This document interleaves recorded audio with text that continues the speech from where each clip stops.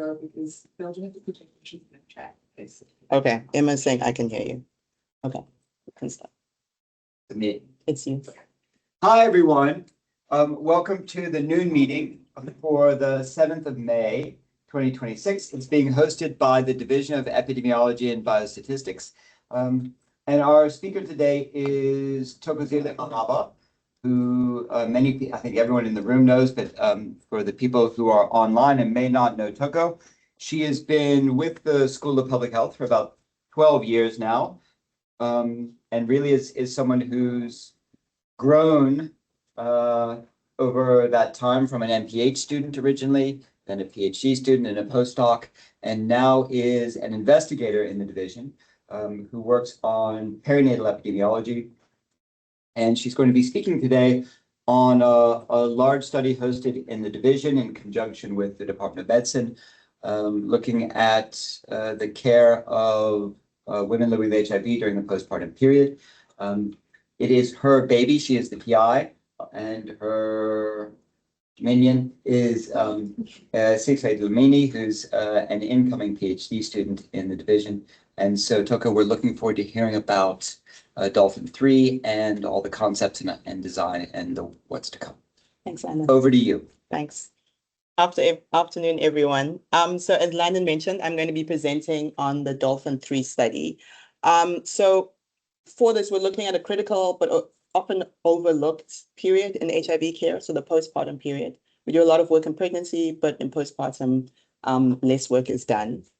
And this work really sits at the intersection of maternal health, HIV treatment, implementation science, and behavioral science as well. And it really asks, can we redesign HIV care around the realities of women's lives during the postpartum period? Okay, so I'm going to cover 3 broad areas today. First, discuss the problem, specifically postpartum adherence and the retention gap. Then I'm going to talk about why long-acting ART may represent a fundamental different paradigm for supporting women during this period. And then I'm going to introduce Dolphin itself. To set the stage, we have to look at the UNAIDS 95 targets. In South Africa and globally, we have made great strides in the first 2 pillars, which is diagnosis and initiation. However, the 3rd pillar, which is sustained viral suppression, is where progress is more fragile. And today we're going to discuss why the postpartum period is a leak in this cascade. So I'm going to cover the biological and social factors that cause clinical successes in pregnancy to unravel after delivery. So we're currently winning the battle during pregnancy with PMTCT coverage over 80% globally, and maternal motivation during this period is to protect their infants. So it's a powerful driver of adherence. However, once the baby is born, the motivation shifts and the clinical oversight decreases. And so we start to see significant outcome gaps. So if you look at the data, suppression is at its peak at delivery, but from 6 to 12 months postpartum, the rates drop significantly. So this isn't just a clinical statistic, it's a public health crisis that risks maternal health and increases the potential for postnatal transmission. So why does this happen? It's really because of a perfect storm that's happening. Biologically, the body is returning to its non-pregnant states, which changes drug metabolism. Structurally, women are often graduated from the specialized maternity care to more general chronic clinics. And then behaviorally, sleep deprivation, newborn care take priority over the maternal self-help. So there's really overlapping biological, behavioral, and structural systems that occur simultaneously. Adherence challenges are notably heightened because of all of this. And the transition to motherhood introduces a range of stresses. And these challenges relate into real clinical consequences. So we see high rates of missed visits, disengagement in care, viral rebound, and sometimes development of resistance. We also have to consider identity. Pregnancy is medicalized, but the postpartum period is about being a parent. And daily pills are a persistent reminder of being a patient. So one of the goals of our intervention is to remove this daily reminder and allow the focus to remain entirely on the parental role. looking at the vicious cycle of stealth care in our settings, particularly the crowded urban households. Taking a pill every day is a public act. And because of this, there tends to be internalized fear of status discovery. And if the status hasn't been disclosed, which is often the case, the medical footprint is the presence of the pill bottle. And this creates a cycle of fear. Participants then skip doses to avoid being found out, leading to the strategic non-adherence that we see. And then the result is viral rebound and eventual clinical disengagement from care. And so when thinking about how to disrupt this cycle, we really want to target the decoupling behavior from clinical success through to structural prevention. So this slide really just highlights the behavioral burdens of oral ART.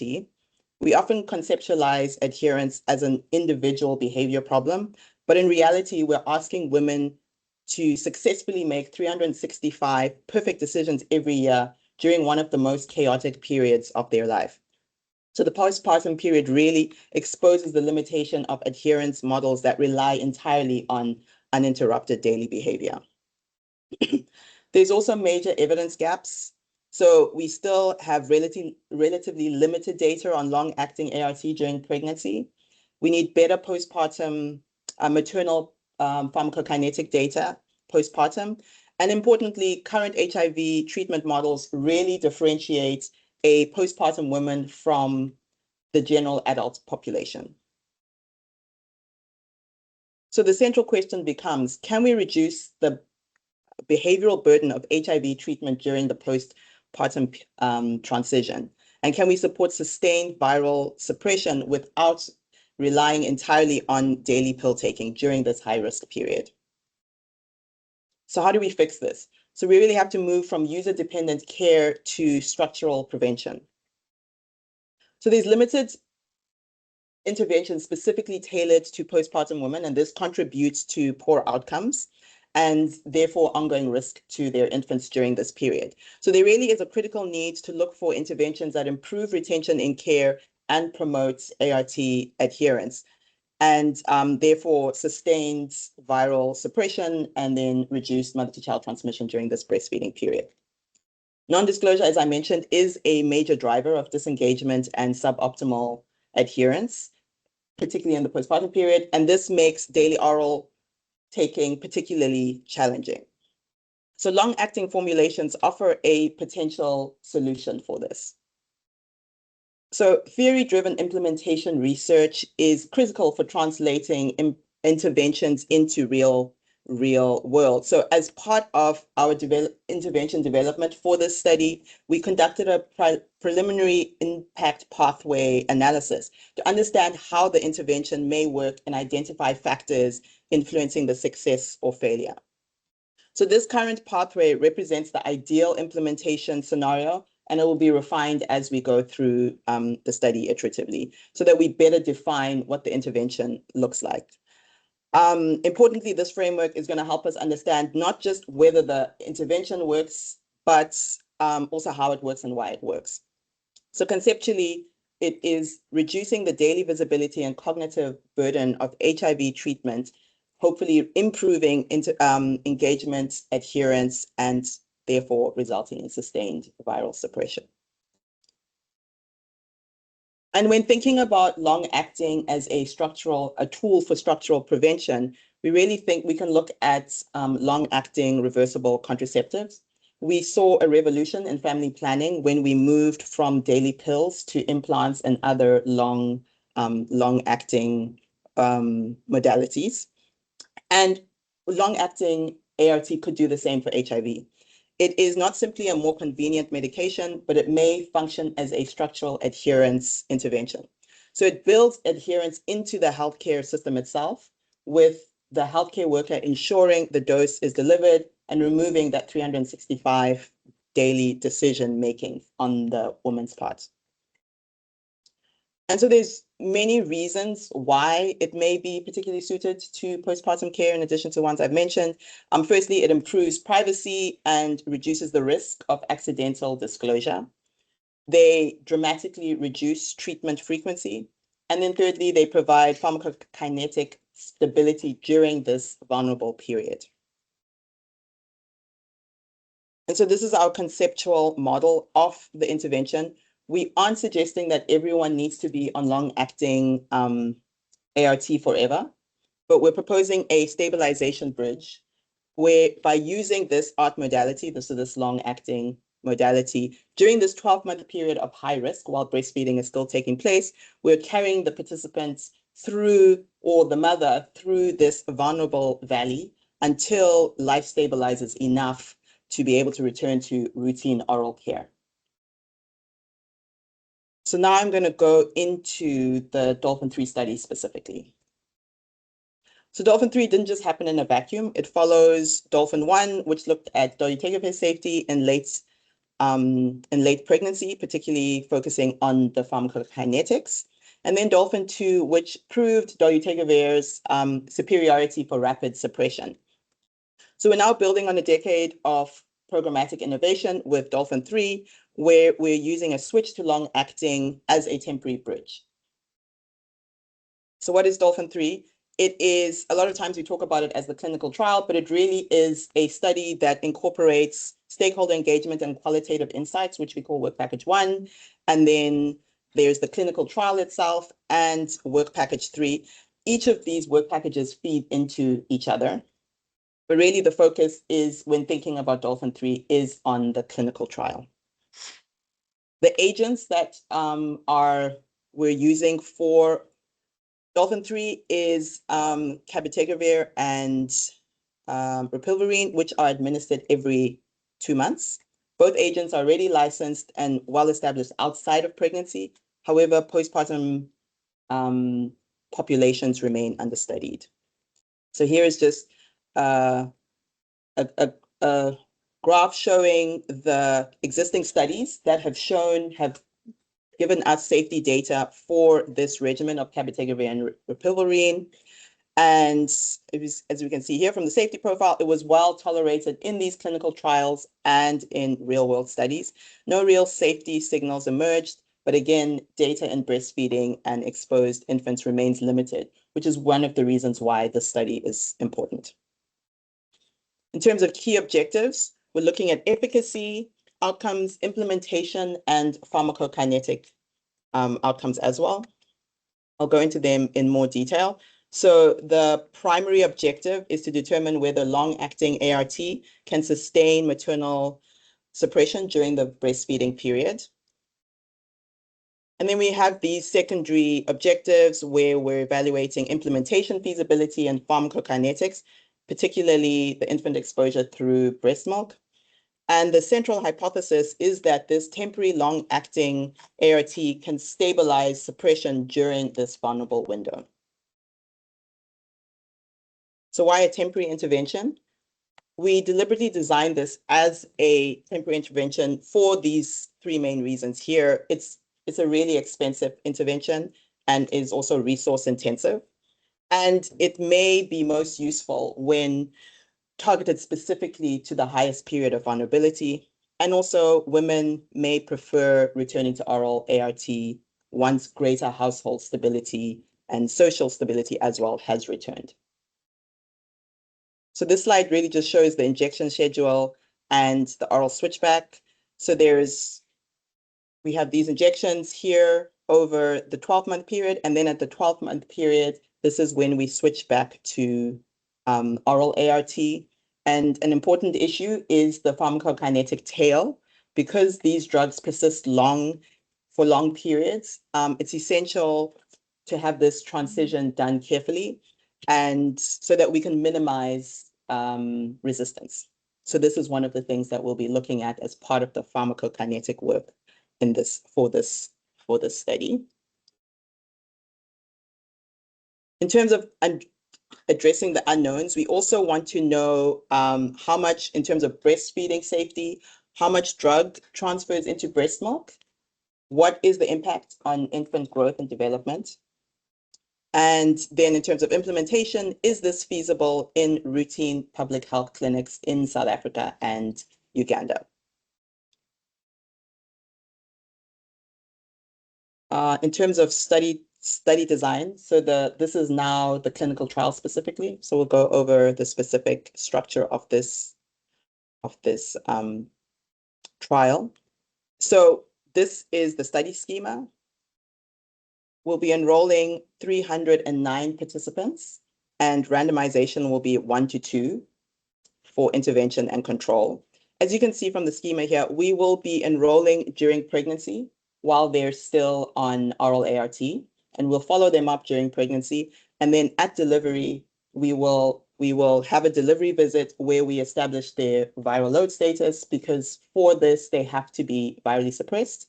So they have a 6-week window within which they can suppress if they aren't already suppressed. And this is also the period in which randomization would occur. We would then you would either be randomized to the oral arts arm, where you would just carry on with your oral arts, or you'd be randomized to the long-acting arm, where there is an option for an oral lead-in, which is from the participant's decision whether they want an oral lead-in. And then you would be randomized to this injection, where you would have, over the 12-month period, you would have these 6 injections.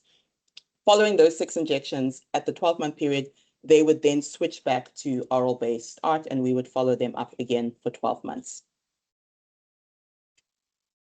As I mentioned, this study, like the other dolphin studies, is going to be conducted in South Africa, in Gugulethu, at our research facility there, and then in Uganda at the Infectious Disease Institute in Kampala. In terms of eligibility criteria, we will be enrolling pregnant women living with HIV. However, as I said, randomization will only occur postpartum once they have virally suppressed. They have to be 16 years or older and have no prior failure on dolutegravir or efavirenz. In terms of exclusion criteria, if no prior documented ART resistance, any liver function test findings, and then also anyone on TB treatments or anticonvulsants. Okay, so to balance the research assessments with real-world feasibility, we have divided the study visits, the follow-up, into study visits, and these are dedicated study visits, and routine care visits. So pre-randomization, these are only classified as study visits. So during this period, pre-randomization, so this is the antenatal enrollment, and then there would be a visit post-delivery within 14 days, and then a randomization would occur within 6 weeks. And really the purpose of this is to establish eligibility, have some safety and viral load assessments, and then consent and get baseline data. And then post-randomization, we now have the split of the 2 types of visits, and I'll show a graphic after this to describe this. So for the study visits, these are every 6 months postpartum, and these would be in the research facility, so in our research offices, where we have dedicated study staff, and it's focused on safety assessments, viral load, adherence, and other questionnaires such as acceptability, psychosocial, and all of that. And then we have the clinic visits, which are embedded in the clinical facilities. So in South Africa, this is embedded at the Gugulethu MOU. And in Uganda, it's a little more complicated because it's not on the same campus. It is embedded at a clinic called Kiswa, which is quite a distance from the Infectious Disease Institute. However, the embedded nurse will be a study nurse from our perspective, but from the participants' perspective, it is someone in the facility, so that it's simulating routine care. So these visits, these clinic visits, are aligned with routine ART dispensing and injection administration. The staff are embedded in routine care, and it follows local ART monitoring guidelines and safety clinical data collection.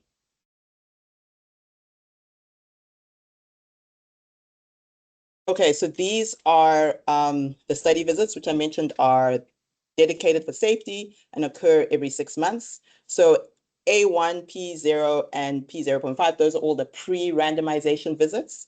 And then following randomization, we would have these 4 visits these 4 study visits, and these are for regardless of your arm. And everything, all the assessments that happen in these visits are exactly the same for both the LA arts arm and the oral arm. Then we have the clinical visits, which are a lot more frequent and aligned with medication dispensing or administration. And this dual stream approach respects clinical workflows while still generating high quality, the high quality data that we need.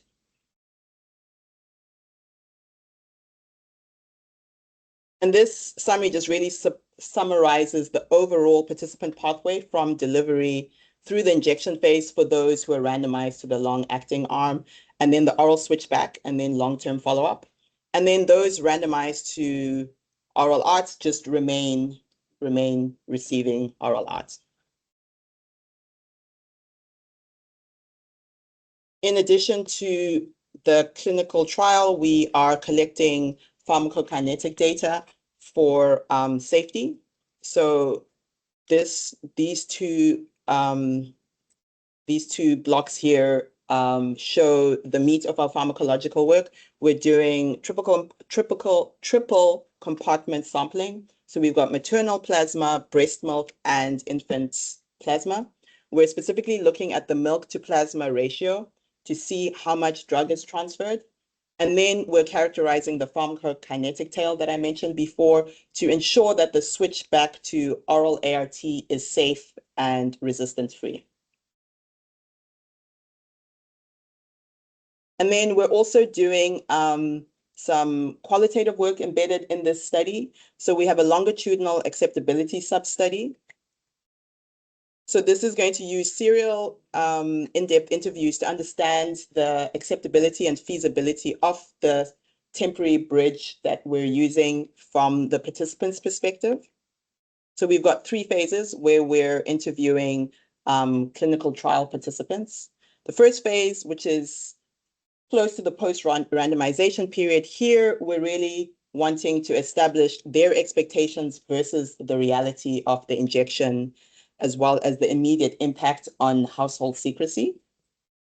Then we've got the middle phase, which is really the maintenance phase. This is wanting to establish how they're navigating the shift in identity. So from being a parent, the patient versus parents paradigm that we spoke about, and the episodic care logistics, how that is working for them. And then the late phase is post-switch. So after they've switched back to oral ART, what their psychological experience of returning to daily ART is after 12 months of, I suppose, freedom from this daily routine. And from this, our key inquiry areas are, does long-acting ART mitigate the stigma burden? And what is the participants' perception of safety via the breast milk? And then in terms of implementation feedback, what are the barriers to scaling up in routine public clinics? And then what is the ease of the bridge transition process? So what does this mean for the future of public health? If this model proves feasible and effective, it could reshape postpartum HIV care. It could provide a targeted strategy for sustaining viral suppression during breastfeeding and contributing directly to the 95-95-95 goals. And importantly, it reframes HIV treatment delivery among women in terms of their reality, rather than just expecting them to conform to a rigid system. And I'll end with this thought. Our goal is not simply to suppress virus, it's design treatment systems to fit in women's lives during a period of vulnerability and transition, and sustain maternal HIV control so that we can address the postpartum gap intentionally and creatively. This work is highly collaborative. It involves colleagues across UCT, in Uganda at the Infectious Disease Institute, and in Liverpool across 2 institutions, the University of Liverpool and the Liverpool School of Tropical Medicine and Radboud. And I'm also extremely grateful to all the study participants and staff and the funders contributing to this work.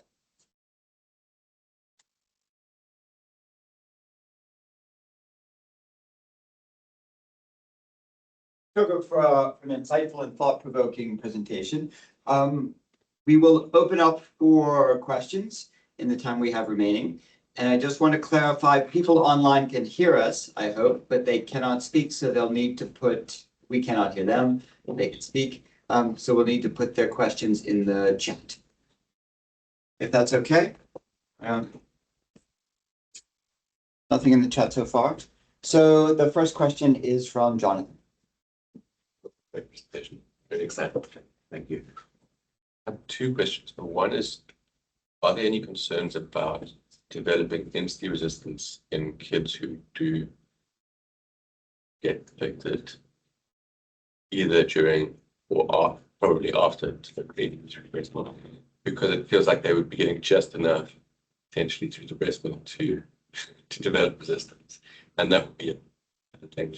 And the second question is, in the standard of care arm, is there a risk of some of the women getting 6 months dispensing, which is increasingly common, and that would kind of mess with your retention in comparison, because you've got somebody getting a 2-month injection, I think, and you've got somebody getting 6 months of drugs. And the point about 6 months, you don't know if they actually take one, right? Whereas the 2-month injection at the end, you know.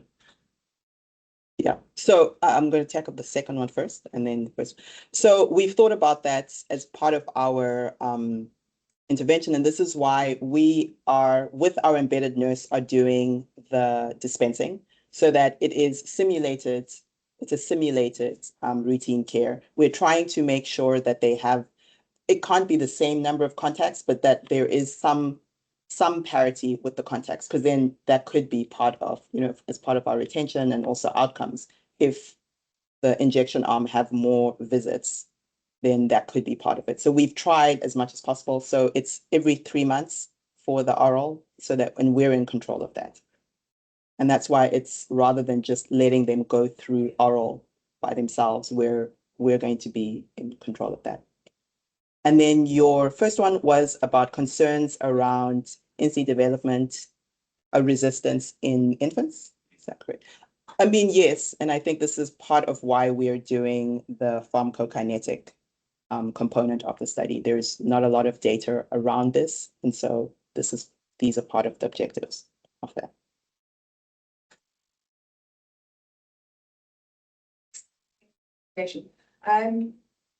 Do you have a sense in terms of whether you think standard of care would actually change in doing the duration of your study, where women would be able to, might not want to switch back to the oral and would actually be able to then also remain on long acting?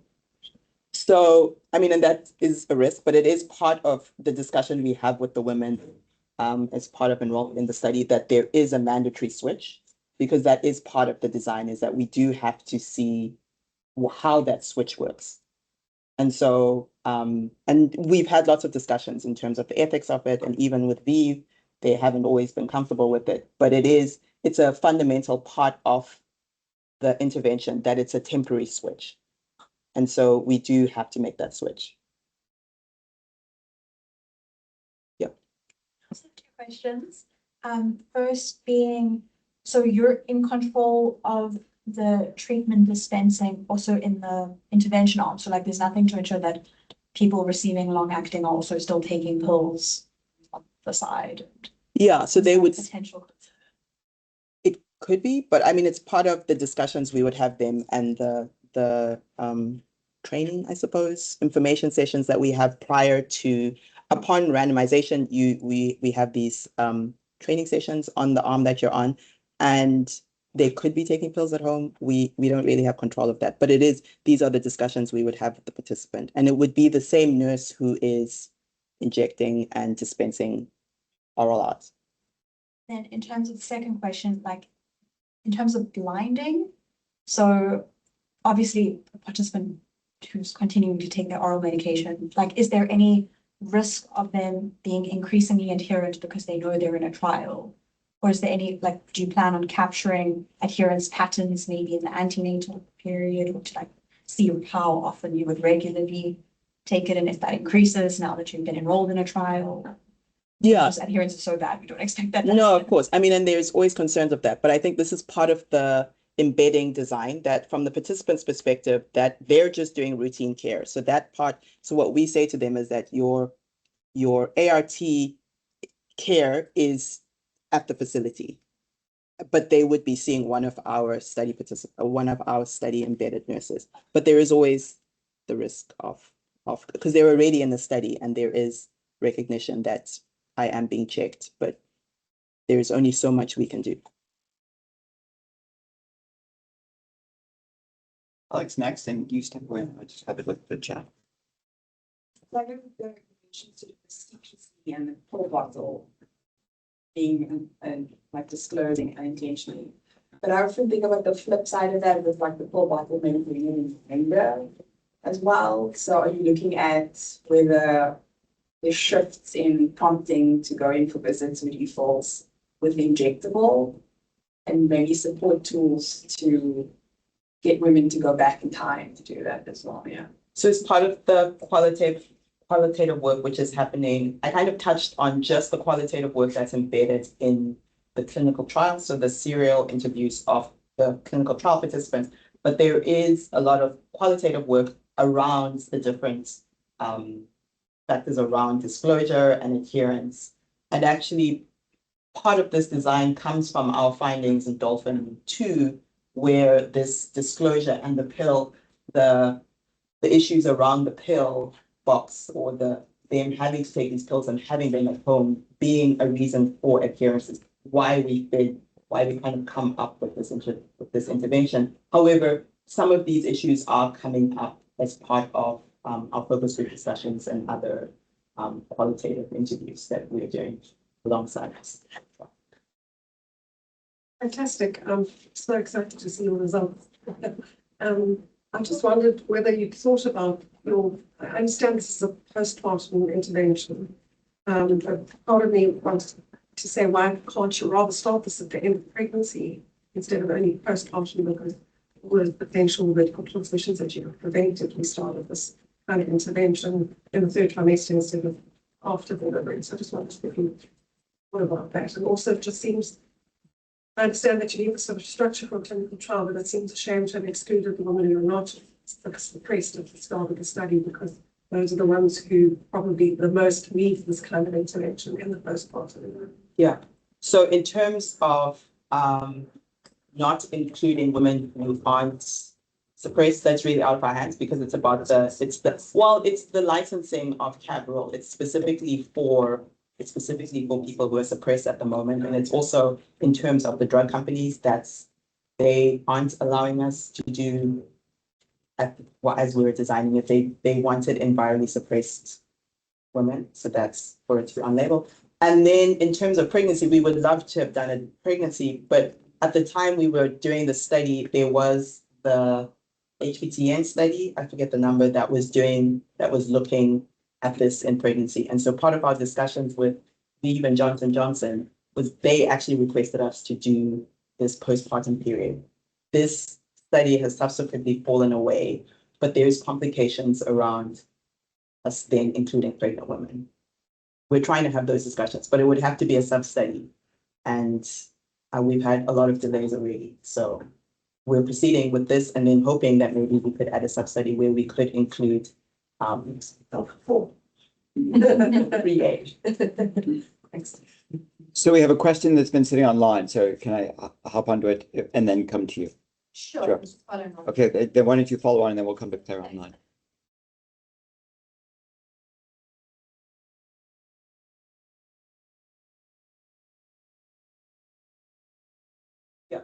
So you could technically recruit people who are suppressed, provided that they're suppressed by the time they start. Yeah, so in terms of there might be some people who are not suppressed. Yeah, absolutely. I mean, so when we enroll them in pregnancy, it's regardless of their biological status, and it's just at randomization. they have to be suppressed. And presumably you collect all that data as well, so you know their world. Yes. Yeah. Thanks. Our question online comes from Claire Davies, who says, great presentation. What about moms infected during pregnancy? Are they excluded or included, just assumed to be randomized and therefore controlled for? So incidents during pregnancy. Yeah, so we're enrolling third trimester in pregnancy. So we would include women who are who have seroconverted in pregnancy. Okay, cool. Good. Thanks, Claire. Hopefully you could hear that. We'll say yes. Did Cab Rulfin not have the same echo as Dolphin? You mean as a name? It's like, Jonathan, what are you talking about? So Yeah, we're trying, love it. so we've actually managed, so I mentioned Dolphin 1 and Dolphin 2, which were the DOL was related to dolutegravir. And keeping this going, we've managed to find an acronym that keeps Dolphin. And it's drug optimization. I actually wanted to put on the slides, drug optimization, living. No. So women living with HIV and their infants for Dolphin, and then this three is specifically around long acting, so that maybe we can have a 4 and 5. That makes sense. So can I ask a question?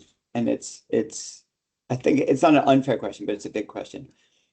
You're doing a clinical trial and you've got safety outcomes and you've got, it's not necessarily an IND, but it's a slightly off-label use of a product. And at the same time, you're trying to do an implementation science study, which in theory is trying to get at what's going on in whatever the real world is. And I wonder, how do you balance those two like very different scientific or research contexts? Trying to understand what's going on in the real world and be generalizable with trying to have all the precautions and safety and rigor of a clinical trial. Is that a tension? And if so, how do you handle that tension? It is a tension, and it's a tension we're having with ViiV right now, because they want us to collect more safety data. This was for us is a phase 4 study, and so and the grant was written as an implementation study, and so we weren't collecting as much safety data for those reasons that you're talking about. However, as part of our agreements with ViiV, we've had to add more safety data, which we've had back and forth, we're still having about it. So it is a tension we're having, and again, trying to make sure that our design allows us to collect the two without diluting either. But there could be some dilution. Is that possible? Without? No. I mean, is it possible to have like rigorous safety data and see people on a regular basis and hold their hands and check on them, and at the same time collect data that is getting at what their experiences of this as if it was the real world? Yeah. In routine clinical trials. So we're trying for the study visits to keep study staff blinded as much as possible, and have those study visits really aren't related to their ART. We're trying to, so that doesn't play into that from that data collection perspective. And so there isn't, when we're hand holding and all of that, we're not doing that in terms of the ART care. However, as part of the clinical study visits, that has been designed to simulate what happens routine. So the reminders that you would get routine is the reminders that you would get as part of that. So it wouldn't be extra calling, you haven't come for this visit, where, especially since retention is one of our outcomes, we have designed the calls, like how they would do it in GLICS, for instance. Okay. So if you don't come on the day, I think you get one more call and then that's it. And then you would reach one of the retention endpoints. Actually, it's like follow-up. Has there been unanticipated struggles about conducting this at 2 sites? Like, does Uganda do things quite differently to like what we do here? Having to navigate within their system. Yes. It's a challenging. It is challenging. But again, we're trying to fit within, for the clinical parts, we're trying to fit as much as possible to what their routine system is. But also, again, having the embedded nurse does allow us to have some degree of standardization between the two, because it's really just about dispensing. And in terms of the messaging, we have scripts so that it's, again, there's some level of standardization. So it is, you're embedded in routine, but there is some study elements to it, just for comparison purposes.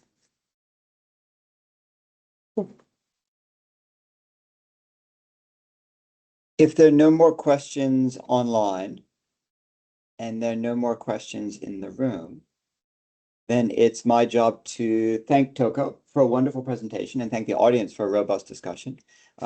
We understand this is the kind of the rationale and design. So you're going to do a noon meeting again in 24 months or 36 months where you present the results.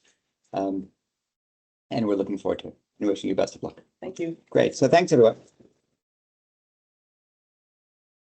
Thanks and thanks very much. everyone Bye. online. Well, we will see you next Thursday for the next noon meeting. Thank you.